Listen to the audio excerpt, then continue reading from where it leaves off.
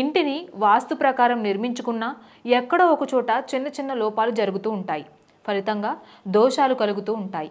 ఈ దోషాలను ఎలా తొలగించుకోవాలి అనే దానిపై వాస్తు నిపుణులు కొన్ని సూచనలు చేస్తున్నారు.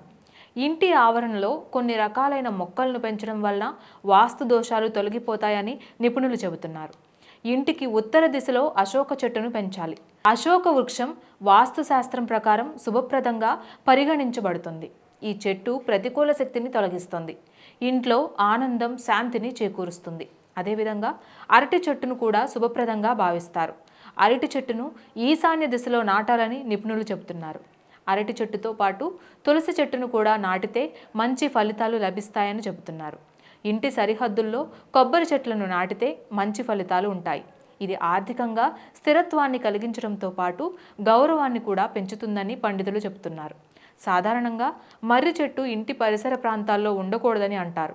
మర్రి చెట్టు నీడ ఇంటిపై పడితే ఆ ఇంట్లో అశుభాలు జరుగుతాయి. కానీ ఈ చెట్టును తూర్పు దిశలో ఇంటిపై నీడ పడకుండా పెంచితే కోరికలు నెరవేరుతాయని వాస్తు నిపుణులు స్పష్టం చేస్తున్నారు.